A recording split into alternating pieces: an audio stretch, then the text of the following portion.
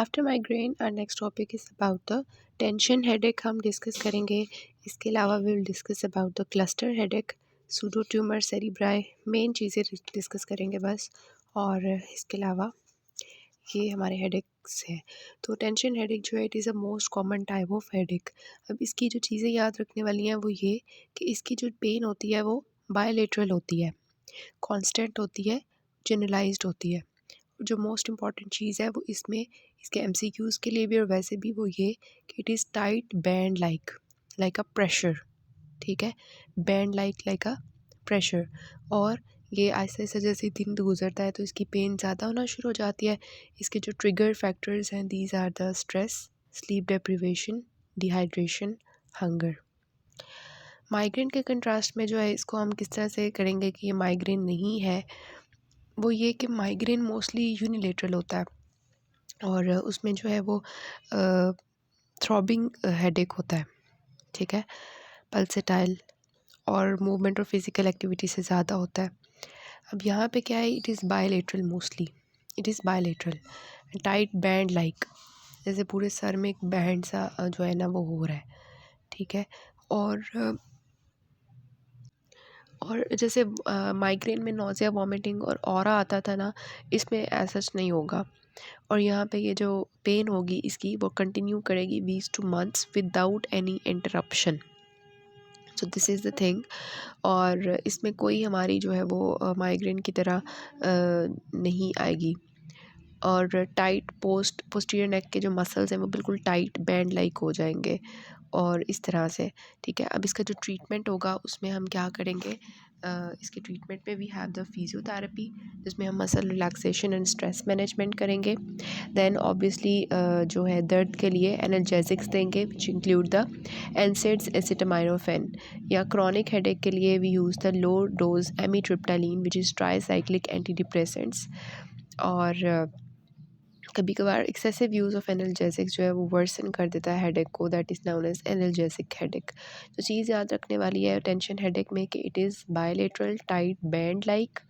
और इसमें जो है बस ये मेन चीज़ है। और इसका ये कि NSAIDs, acetaminophen and are the first line therapies and tricyclic anti depressants for chronic headache.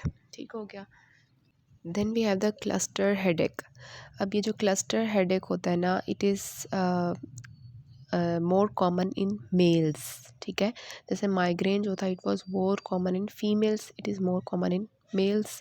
अब जो है इसमें कोई कॉज इसका हमें नहीं पता, जेनेटिक प्रीडिस्पोजिशन भी इसकी एज सच नहीं है, कोई डाइटरी फैक्टर्स भी प्रोवोक नहीं करते। और इमेजिंग स्टडीज़ जो है उसमें हमें एब्नॉर्मल न्यूरोनल एक्टिविटी मिली हाइपोथैलेमस में। पेशेंट्स यूजुअली जो मेल्स होते हैं वो हैवी स्मोकर्स होते हैं या फिर अल्कोहल की कंजम्पशन बहुत ज़्यादा कर रहे होते हैं। ठीक है, तो आपको जो मेल्स ज़्यादातर मिलेंगे और स्मोकिंग की हिस्ट्री या अल्कोहल कंजम्पशन की हिस्ट्री के साथ आएंगे। ठीक है, अभी तक हमें ये चीज़ पता चली है। दूसरी जो इसकी मोस्ट इम्पॉर्टेंट, जिसको क्लस्टर हेडेक इसका नाम देते हैं, वो ये कि हम ना पेशेंट से पूछते हैं कि आपको दर्द किस जगह पे होती है।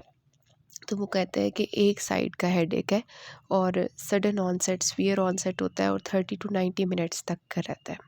ठीक है, तो sudden onset of severe unilateral headache lasting 30 to 90 minutes. ठीक है, तो migraine was unilateral but it was throbbing kind of headache, common in females. और उसके कोई प्रोवोकिंग फैक्टर्स थे which we discussed about the triggered factors of the migraine.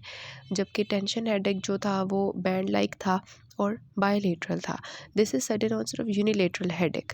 ठीक है, अब इसमें हमने साथ में पेशेंट से पूछना होता है कि आपको आँख के ऊपर भी, आँख के गिर्द भी पेन होती है, तो वो आपके पास मोस्टली ये कंप्लेन के साथ आएगा इप्सिलेटरल पेरी ऑर्बिटल पेन, आँख के पास जो है वो पेन रहती है। और हम फिर पूछते हैं आपको कोई नाक का जो है ज़ुकाम वगैरह भी रहता है, कोई ऐसा आपको लगता हो, तो वो बताएंगे हाँ नेज़ल कंजेशन रहती है, आँखों से पानी आता रहता है और कंजक्टाइवल रेडनेस भी है। ठीक है, तो ये चीज़ें हो जाती हैं और टोसिस और मायोप्सिस के भी फीचर्स आ रहे होते हैं। अब जो है headaches tend to occur in clusters, के सेम पार्ट ऑफ हेड में होंगे, सेम टाइम ऑफ डे में होंगे, कि early hours in the morning जो है, मतलब दिन में 2-3 दफ़ा होंगे। शुरू वाले घंटों में, और इस तरह से, और सर्टेन सीज़न में रहेंगे, ठीक है। तो मतलब ना ये चीज़ें हमारी हिस्ट्री पॉइंट्स हैं कि आपके पास एक मेल आया है जो कि आपके पास कह रहा है कि हिस्ट्री ऑफ स्मोकिंग है, उसकी हिस्ट्री ऑफ अल्कोहल कंजम्पशन है, या फिर तो आपने पूछा कि दर्द कहाँ होती है, उसने बताया आँख के पास होती है, आँख से पानी भी आता है, नाक से भी पानी बहता है, और कंजक्टिवा में आँख लाल भी हो जाती है, और ऐसे आँख में ऐसे वो हम देखेंगे तो टोसिस हमें मिलेगी, और हम देखेंगे तो प्यूपिल जो है वो कंस्ट्रक्टेड होगा, ठीक है। फीचर्स ऑफ हॉर्नर सिंड्रोम आ रहे होंगे, और फिर हम उनसे पूछेंगे कि आपको जो है वो दिन के कौन से हिस्से में होता है, तो वो कहते हैं मतलब कि इस हिस्से में अर्ली मॉर्निंग में ज़्यादा होता है, या इस टाइम ज़्यादा होता है, और सर्दियों में ज़्यादा होता है या गर्मियों में ज़्यादा होता है, और सेम पार्ट ऑफ हेड पे जो है वो आता है, इतनी देर रहता है और फिर चला जाता है, ठीक है। दिस इज़ समथिंग के आप हिस्ट्री पॉइंट्स कैसे इसकी लेंगे, ठीक है। देन इज़ कि it is abortive therapy. Best abortive therapy is कि हम पेशेंट को ऑक्सीजन दें, 100% ऑक्सीजन इन्हेलेशन दें, ठीक है। यहाँ पर सुमाट्रिप्टोन जो है उसके इंजेक्शंस दें, ठीक है। प्रोफिलैक्टिकली हम जो थेरेपी देते हैं वो हमारे होते हैं calcium channel blockers and lithium and oral corticosteroids, ठीक है। ये हमारा ट्रीटमेंट है। और एबॉर्टिव थेरेपी क्या है, इसकी थेरेपी तरह मतलब डिफरेंट है।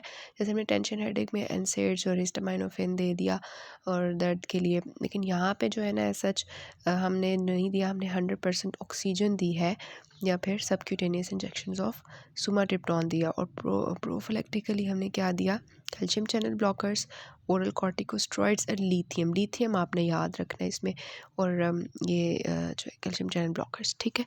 तो उसके बाद आता है सूडो ट्यूमर सेरिब्राई। ये यहाँ की शॉर्ट सा टॉपिक है, और इसमें आपने अगर ऑप्थेल्मोलॉजी मेरी अगर आपने 4th ईयर में पढ़ी थी तो उसमें हमने इसको देखा हुआ था, ठीक है। जब वो हमने पढ़ा था ना पेपिलिडीमा, तो उसके कॉज में हमने देखा था कि benign intracranial hypertension is a cause of papilledema. तो ये वो उसकी बात की जा रही है कि CSF रीअब्जॉर्प्शन में कोई मसला हो जाता है जिसकी वजह से इंट्राक्रैनियल प्रेशर राइज कर जाता है, बस there is no any kind of space occupying lesion और any kind of such things, ठीक है। लेकिन इसके प्रेसिपिटेटिंग फैक्टर्स में आपको अगर याद हो, मैंने अभी देखे बगैर आपको बता रही हूँ, दैट इज़ विटामिन ए, ठीक है।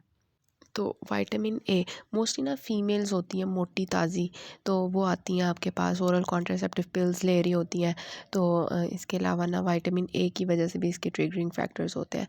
तो 20 यंग वुमेन आपके पास आएंगी, सर दर्द की कंप्लेन के साथ आएंगी, बताएंगी कि विजुअल डिस्टर्बेंसेस भी होती हैं, कभी कभार दो दो चीज़ें नज़र आती हैं।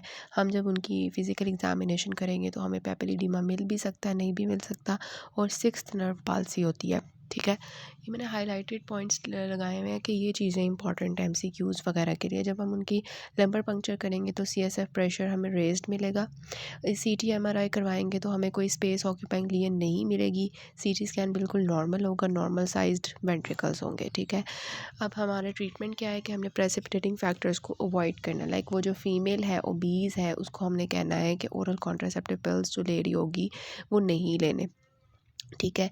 और जो भी प्रेसिपिटेटिंग फैक्टर्स हैं उनको ख़त्म करना है। ओबीज़ है तो उसको कहना है अपना वेट रिड्यूस करें, और इसके अलावा हमने एसिटाज़ोलामाइड देना है क्योंकि इंट्राक्रैनियल प्रेशर राइज हुआ है, तो हमने उसको कम करने के लिए क्या देना है, acetazolamide which is a drug of choice for this. और इसके अलावा जो है सर्जरी में यू नो दैट अगर इंट्राक्रैनियल प्रेशर दवाइयों से ठीक ना हो रहा हो तो हम क्या करते हैं, वेंट्रिकल्स जो है ना उनके अंदर जो ज़्यादा हुआ हुआ है प्रेशर, CSF ज़्यादा हुआ हुआ है, वहाँ से हम एक पाइप लगाते हैं और वो पेरिटोनियम के साथ जोड़ देते हैं, तो वो सारा जो एक्स्ट्रा फ्लूइड होता है वो पेरिटोनियम में ड्रेन होना शुरू हो जाता है, ठीक है। This is known as ventriculo peritoneal shunt which is actually done in case when the papilledema is not cured with the medications, ठीक है। तो अभी तक हमने क्या पढ़ा, बिनाइन इंट्राक्रैनियल हाइपरटेंशन होती है, सूडो ट्यूमर सेरिब्राई इसको क्यों कहते हैं, कि ऐसे लग रहा होता है पेशेंट इतनी पेन के साथ आती है, ऐसे लगता है कोई वाकई में कोई ट्यूमर है जिसने जो है ना अंदर इतना प्रेशर क्रिएट किया हुआ है, but there is no any kind of tumour. We check the CT scan which is purely normal and there is no any kind of space occupying lesion, and female obese होगी और contraceptive pills ले रही होगी या फिर vitamin A की वजह से या टेट्रासाइक्लिन की वजह से जो है वो आपके पास आएगी obese young female with the complain of headache, with the complain of diplopia, with complain of vision disturbances. ठीक है, तो जब हम उनकी एग्जामिनेशन करेंगे तो हमें पेपिलिडीमा मिल सकता है, सिस्टम पाल्सी मिल सकती है, एलपी करेंगे तो इंट्राक्रैनियल प्रेशर राइज होगा, सीटी स्कैन करेंगे बिल्कुल नॉर्मल होगा। ट्रीटमेंट क्या है हमारा कि हमने पेशेंट को प्रेसिपिटेटिंग फैक्टर्स अवॉइड करने का कहना है, हमने उसको कहना है कि अपनी वेट रिड्यूस करो, और हमने उसको जो है वो इंट्राक्रैनियल प्रेशर जो इतना ज़्यादा हुआ है जिसकी वजह से उसको इतनी हेडेक है, हमने क्या किया उसको कम करने के लिए पहले तो medicine the which is a treatment of choice that is acetazolamide which is carbonic anhydrase inhibitor. अगर उससे फ़र्क नहीं पड़ा तो वेंट्रिकुलर पेरिटोनियल शंट, ये मैंने आपको रिपीट कर दिया। ठीक है, ट्राइजेमिनल न्यूरैल्जिया जो है ये मैंने आपको पढ़ा दिया था। तो हेडेक जो होता है ना इसकी दो तरह के होते हैं, ये प्राइमरी हेडेक होते हैं, सेकेंडरी हेडेक्स होते हैं। प्राइमरी हेडेक्स में हमने डिस्कस किया कि एक माइग्रेन था, एक क्लस्टर हेडेक था, एक टेंशन हेडेक था। सेकेंडरी हेडेक्स जो होते हैं उसमें दूसरी कॉजेज़ होती हैं, लाइक इंट्राक्रैनियल हैमरेज की वजह से हेडेक हो सकता है, मेनिंजाइटिस की वजह से हो सकता है, किसी जो है ट्यूमर की वजह से हो सकता है, टेम्पोरल आर्ट्राइटिस जो जॉइंट सेल आर्ट्राइटिस हमने डिस्कस किया था वो हो सकता है, ग्लोकोमा की वजह से हो सकता है। ठीक है, तो ये जो है ना हमारा हेडेक्स की होती हैं। ठीक है, तो ऊपर मैंने लिखा हुआ है कुछ के ट्यूमर के केस में जो है हम देखेंगे कि ट्यूमर के केस में क्या होगा, हमें पेपिलिडीमा मिल सकता है, नॉज़िया वॉमिटिंग मिल सकती है बिकॉज ऑफ इंट्राक्रैनियल प्रेशराइज हो जाएगा ना। तो ये ट्यूमर की जो पेन होती है ना वो हेडेक होती है, वो एचिंग होती है, डल और डीप होती है हेडेक, और wake patient wakes up from sleep. ठीक है, हम सीटी स्कैन करवाते हैं तो उसमें जो है ना सीटी स्कैन में हम देख लेते हैं ट्यूमर को, उसको डायग्नोस कर लेते हैं, फिर हम सर्जरी करते हैं, उसकी कीमो रेडियो करते हैं। ठीक है, और अगर इसकी जो मोस्ट एक्यूरेट होता है ना ट्यूमर के लिए दैट इज़ बायोप्सी। ऑब्वियसली किसी भी ट्यूमर के लिए भी, किसी भी कैंसर के लिए biopsy is the best diagnostic test. ठीक है, सबअरेक्नॉइड हैमरेज का मैंने आपको बताया कि उसमें ना आपको सडन जो है वो हेडेक मिलेगा, सडन ऑनसेट ऑफ हेडेक होगा अगर एरेक्नॉइड हैमरेज हो जाता है ना, तो आईसीपी रेज़ करेगा और उसकी वजह से जो है ना आईसीपी जब रेज़ करेगा तो परफ्यूजन कम होगी, बीपी ड्रॉप कर जाएगा, सडन ऑनसेट ऑफ हेडेक होगा, स्टिफ नेक होगी, फोटोफोबिया के साथ आएगा पेशेंट, कर्निक साइन जो है वो पॉजिटिव होगा, ब्रुनोस्की साइन भी इसमें पॉजिटिव होता है, और 50% जो है वो लॉस ऑफ कॉन्शियसनेस के साथ आते हैं। ठीक है, और फिर टेम्पोरल आर्ट्राइटिस है कि उसमें टेंडरनेस एक साइड की होगी पॉजिटिव, और विजुअल प्रॉब्लम्स भी होंगी, और इसमें हम जो है वो स्टेरॉइड्स देते हैं और बायोप्सी जो है वो हम करते हैं। ठीक है, और सीटी स्कैन जो है वो अच्छा सीटी स्कैन करने से पहले पहले हमने स्टेरॉइड्स करने होते हैं, और ये हमारा टेम्पोरल आर्ट्राइटिस को हम डिटेल से डिस्कस कर चुके हैं। तो बस ये समरी थी एक हेडेक्स की कि आपने किस तरह से देखना है कि how to differentiate between different kinds of headaches. ठीक है, तो then we have the short topics for the MCQs, not for the SCQs. देखें, restless leg syndrome. Restless leg syndrome में जो चीज़ें इंपॉर्टेंट है बस उनको हाईलाइट करूँगी कि इसमें क्या होता है, अनकंफर्टेबल सेंसेशन होती है लेग्स में।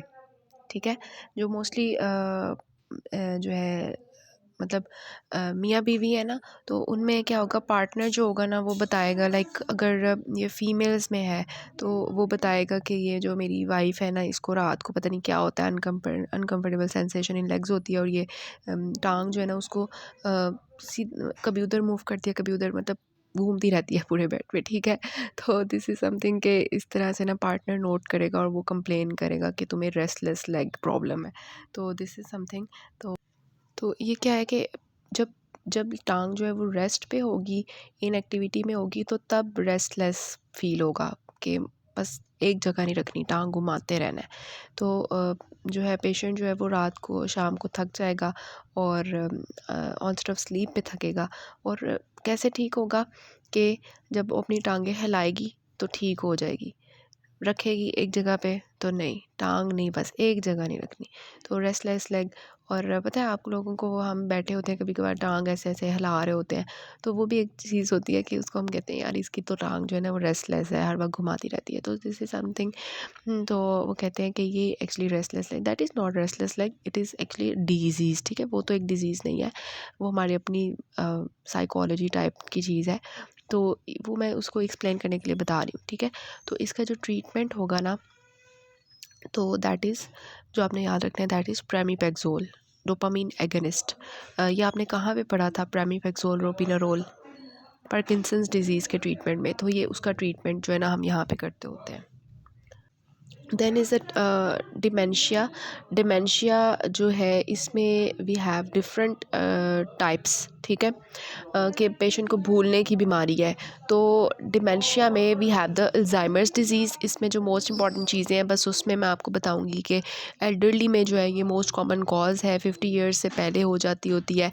डाउन सिंड्रोम के साथ इसकी बहुत एसोसिएशन है कि डाउन सिंड्रोम के जो बच्चे होंगे उनको फ्यूचर में जाके अल्जाइमर्स डिजीज़ का रिस्क ज़्यादा हो जाता है, ठीक है। तो ये इसकी चीज़ होती है। इसकी मॉर्फोलॉजी में हमें जो है ग्रॉस फाइंडिंग्स में क्या मिलता है, डिफ्यूज़ कॉर्टिकल एट्रोफी हो जाती है। जब कॉर्टेक्स एट्रोफी हो जाएगा तो वेंट्रिकल्स एनलार्ज मिलेंगे हमें, ठीक है। माइक्रोस्कोपिकली हमें दो चीज़ें मिलती हैं, न्यूराइटिक प्लेक्स मिलते हैं जो कि एमालॉइड के होते हैं, ए बीटा, और न्यूरोफिब्रिली टेंगल्स होते हैं, ठीक है। ये हमने पैथोलॉजी में पढ़े हुए हैं। इस टेंगल्स होते हैं और उनके दरमियान में प्लेक्स होते हैं, ठीक है। तो ये एक चीज़ होती है। उसके बाद वी हैव के इसका जो की क्लिनिकल फ़ीचर है वो ये है कि impairment of ability to remember new information, ठीक है। मतलब कि जो है ना पेशेंट जो है वो न्यू इन्फॉर्मेशन जो है ना वो उसको माइंड में नहीं रहेगी। मतलब अभी उसको पुरानी चीज़ें सारी याद होंगी, लेकिन अगर कोई न्यू इन्फॉर्मेशन है, कोई आके अपना नाम बताता है तो उसको भूल जाएगा, ठीक है। Short term and long term memory और बहुत अफेक्टेड, ठीक है। शॉर्ट टर्म ज़्यादा इफ़ेक्ट होती है। अब इसका जो ट्रीटमेंट होता है ना वो हमारा क्या होता है कि वी हैव द कोलिनेस्टरेज इनहिबिटर। वो क्या करेंगे, एसिटाइलकोलिन का लेवल ज़्यादा करेंगे। तो वी हैव द जिलेंटामीन, डनप्रेजिल, रिवास्टिगमीन, और ग्लूटामेट एंटागनिस्ट होंगे इन विच वी हैव द मिमेंटीन, ठीक है। तो ये चीज़ है। अब मेमेंटिन जो है ये न्यूरॉन्स की प्रोटेक्शन करती है। तो वी हैव द डनप्रेजिल, ठीक है, डनप्रेजिल, रिवास्टिगमीन, जेलेंटामीन और मेमेंटीन, ठीक है। Then we have a disease, Pick's disease. इसमें मैंने आपको, अगर आपको पैथोमा आपको याद हो तो उसमें हमने पिक्स डिज़ीज़ का पढ़ा था, और मैंने आपको ये निमोनिक बताया था कि pick up the frontal and temporal cortex, ठीक है। मतलब फिंगर के साथ पकड़ के पिक कर लो। तो ये फ्रंटो टेम्पोरल डिमेंशिया होता है। इसमें फ्रंटल और जो टेम्पोरल लोब्स होते हैं ना पेशेंट के, वो एट्रोफी हो जाती है उनकी। तो ऑब्वियसली जब जो है फ्रंटल लोब इफ़ेक्ट होगी तो अर्ली डिजीज़ में होगी। उसकी वजह से क्या होगा, बिहेवियर और पर्सनालिटी चेंजेस आना शुरू हो जाएंगी। और टेम्पोरल लोब इफ़ेक्ट होगी तो लैंग्वेज डिस्टर्बेंसेस आना शुरू हो जाएंगी। डिमेंशिया जो है वो बाद में लेट जाके इस डिज़ीज़ में होता है, ठीक है। बस इसके बारे में ये इतना ही बहुत है। फिर एक लेवी बॉडी डिमेंशिया होता है। अब ये जो है डिमेंशिया जो है इसकी जो चीज़ आती है ना इम्पॉर्टेंट, वो हमने इसको पार्किंसंस से डिफरेंशिएट भी किया था कि इसमें पार्किंसोनियन के मोटर फीचर्स आ रहे होते हैं, लेकिन इसके साथ साथ क्या होता है, विजुअल हेलुसिनेशंस होती हैं, ठीक है। विजुअल हेलुसिनेशंस जो है ना वो इसमें होती हैं, और फ्लक्चुएटिंग कॉग्निशन होती है कि कभी ठीक हो जाएगी और कभी बिल्कुल पेशेंट अलर्ट हो जाएगा, कभी फिर कंफ्यूज हो जाएगा, इस तरह से। तो ये इस तरह की लेवी बॉडी डिमेंशिया होती है, इसको हम पढ़ चुके हैं पहले, ठीक है। Then we have the normal pressure hydrocephalus. इसमें जो चीज़ें याद करने वाली हैं, it is the classical triad. इसका क्या होता है, वॉबी वैकी वेट, ठीक है। वॉबी वैकी वेट मतलब वी फॉर वॉबी, वॉबली मतलब डिमेंशिया, वैकी मतलब कि उसका जो गेट होगा वो ऐसे ख़राब सा होगा, ठीक है। और वेट मतलब यूरिनरी इनकॉन्टिनेंस, ठीक है। इसका जो गेट होता है वो ब्रॉड बेस्ड होता है, और जैसे पार्किंसनिज्म का क्या था, नैरो बेस्ड था, इसका ब्रॉड बेस्ड गेट होता है। एमआरआई इसका जो होता है वो डायग्नोस्टिक होता है। इसमें हमें जो है वो वेंट्रिकुलर इनलार्जमेंट मिल जाती है, ठीक है। तो नॉर्मल प्रेशर हाइड्रोसिफिलिस में आपने तीन चीज़ें याद रखनी है, wobbly wacky wet, dementia gait apraxia and urinary incontinence, broad based gait, and MRI is the investigation of choice. Then we have the Creutzfeldt Jakob disease, इसका कोई इफेक्टिव ट्रीटमेंट नहीं है। इसमें जो हमने याद रखनी है चीज़ें कि इसमें रैपिडली प्रोग्रेसिव डिमेंशिया होगा, एटेक्सिया होगा, मायोक्लोनिक जर्क्स होंगे और 4 to 6 मंथ्स के अंदर अंदर पेशेंट जो है ना उसकी डेथ हो जाती है। ठीक है, अभी ये डायग्नोसिस हुआ और साथ ही तकरीबन डेथ हो गई। पेशेंट रैपिडली प्रोग्रेसिव डिमेंशिया के साथ आता है, एटेक्सिया और मायोक्लोनिक जर्क्स आपने इसमें याद रखने हैं।